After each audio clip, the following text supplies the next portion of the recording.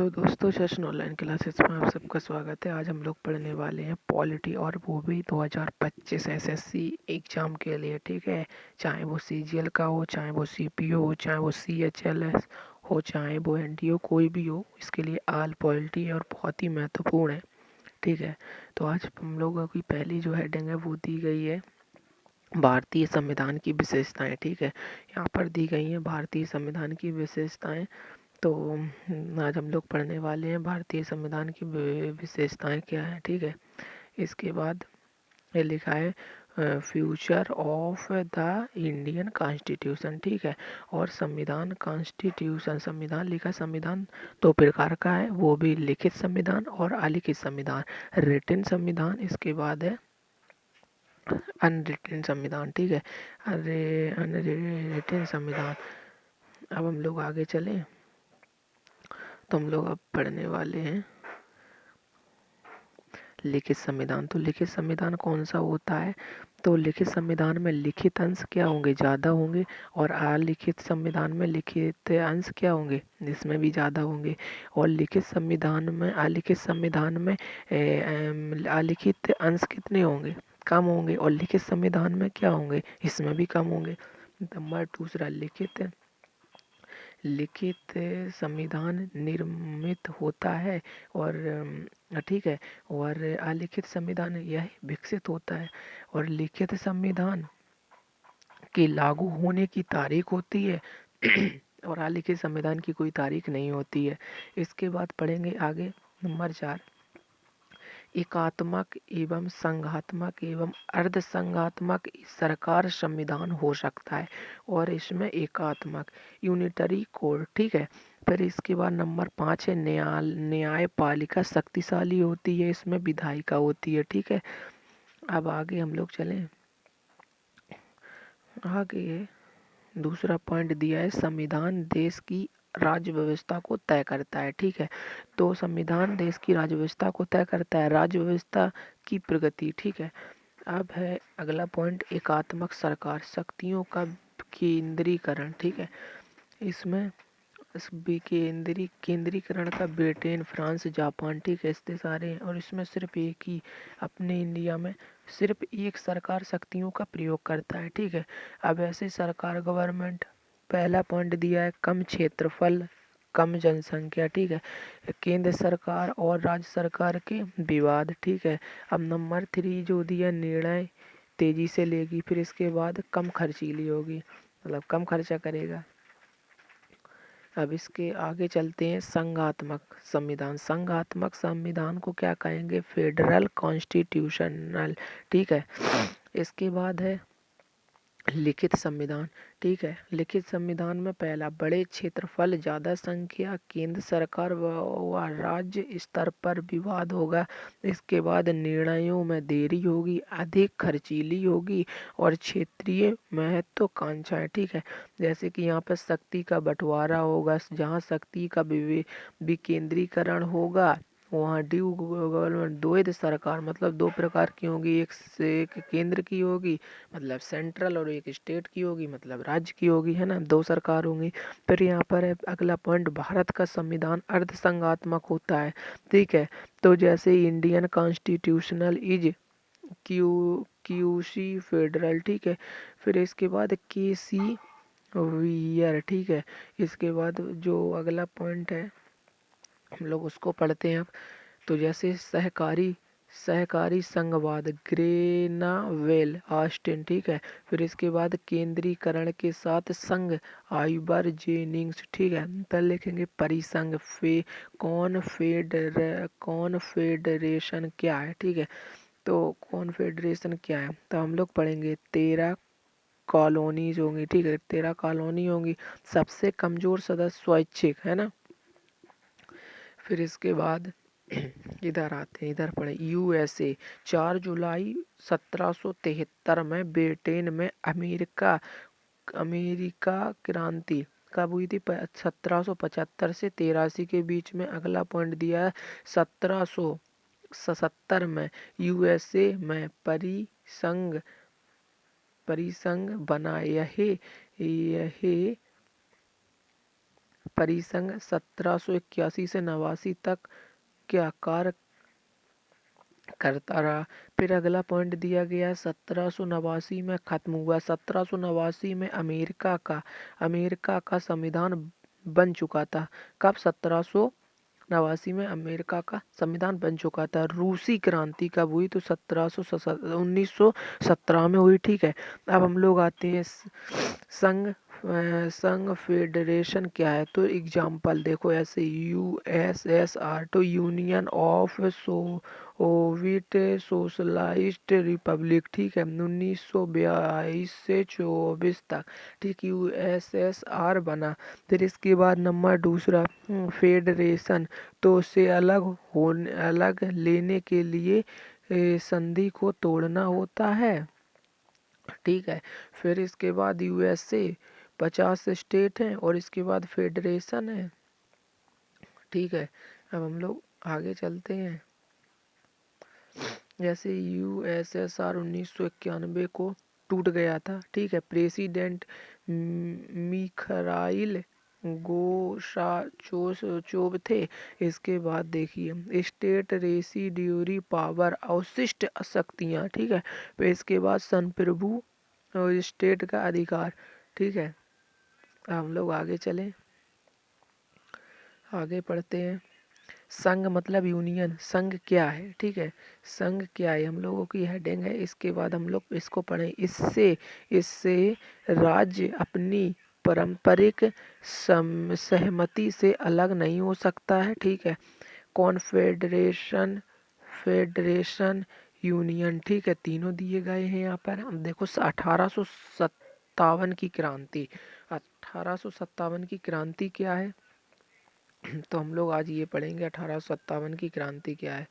ठीक है, तो देखो 1773 से 1857 तक की क्रांति। ईस्ट इंडिया कंपनी का शासन। ठीक है, 1858 से 1947 तक क्राउन का शासन चला।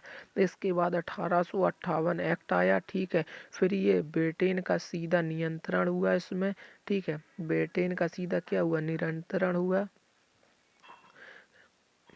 और इसके बाद दूसरा देसी रियासतें थी। ठीक है, इसमें अब हम लोग आगे पढ़ेंगे। 1935 में एक्ट आया फेडरल सिस्टम को।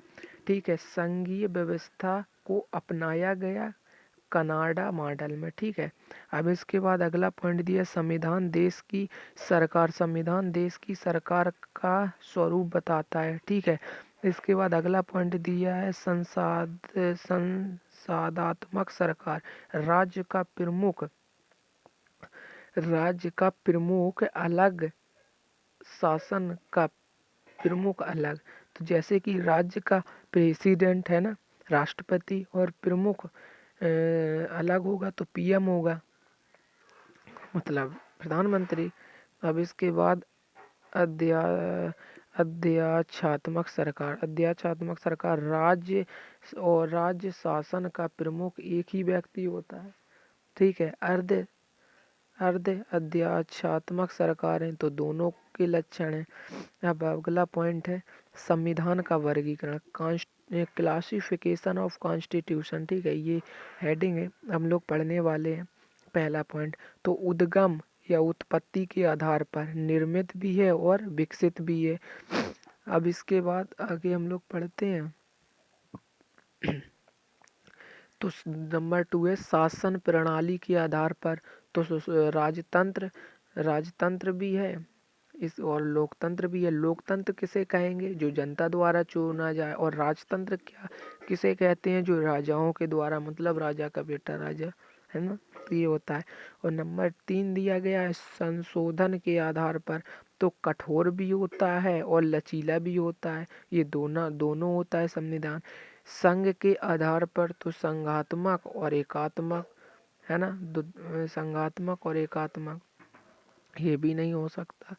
फिर इसके बाद संकलन के आधार पर तो लिखित भी हो सकता और अलिखित भी हो सकता। हम लोग आगे पढ़ेंगे।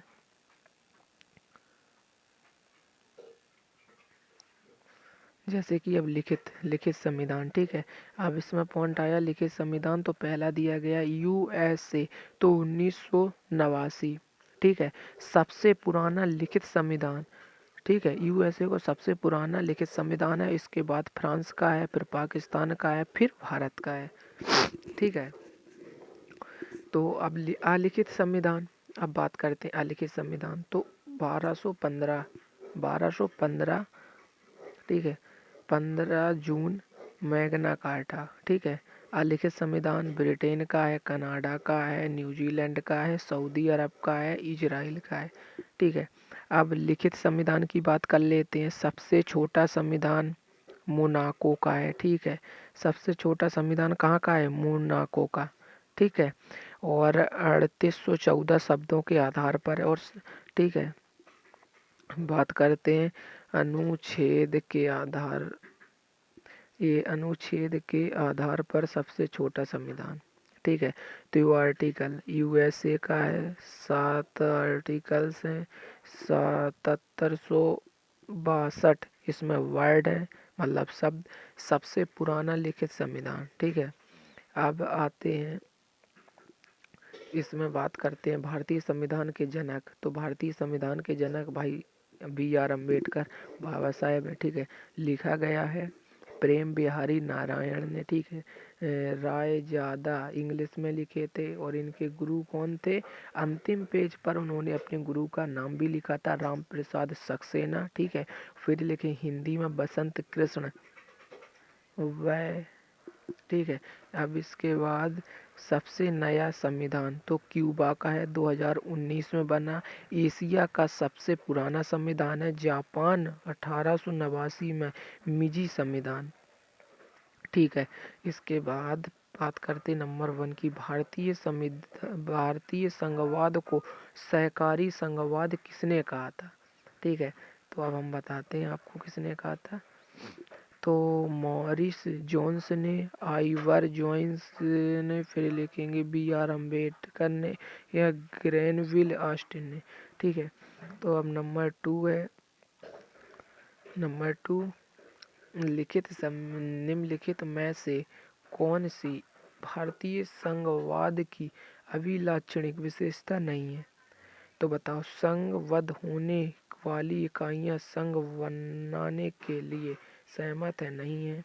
अवशिष्ट शक्तियां केंद्र में निहित होती हैं, हाँ होती हैं। तो ये सही हो जाएगा। हम लोग आगे चलेंगे, ये क्वेश्चन बहुत ही महत्वपूर्ण है, ठीक है। तो नंबर 3 जो क्वेश्चन है, केसी वेहर के अनुसार भारतीय संघवाद के संबंध में निम्नलिखित में से कौन सा कथन सही है?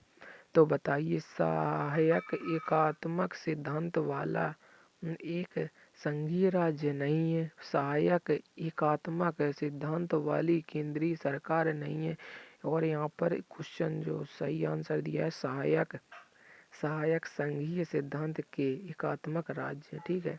अब क्वेश्चन नंबर 4 पर चलते हैं। क्वेश्चन नंबर 4 क्या है? तो लिखा है संघवाद का क्या अर्थ है?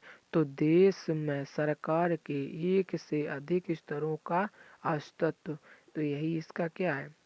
आंसर है, ठीक है। अब हम लोग चलते हैं आगे। जैसे निम्नलिखित में से किसने भारतीय संविधान को अर्ध संघीय बताया? तो केसी वेयर ने बताया, ठीक है, केसी वेयर ने, इसका आंसर ये होगा। अब हम लोग चलते हैं आगे।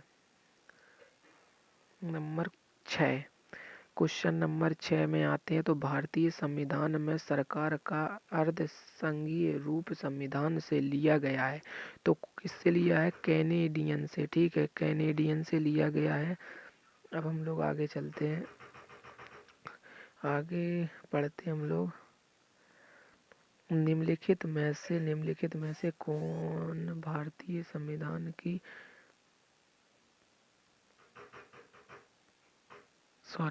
देखिए, निम्नलिखित में से कौन भारतीय संघीय प्रणाली की विशेषता नहीं है? तो एकल स्तरीय सरकार, ठीक है। अब हम लोग आगे, बस हमारे क्वेश्चन हो गए खत्म।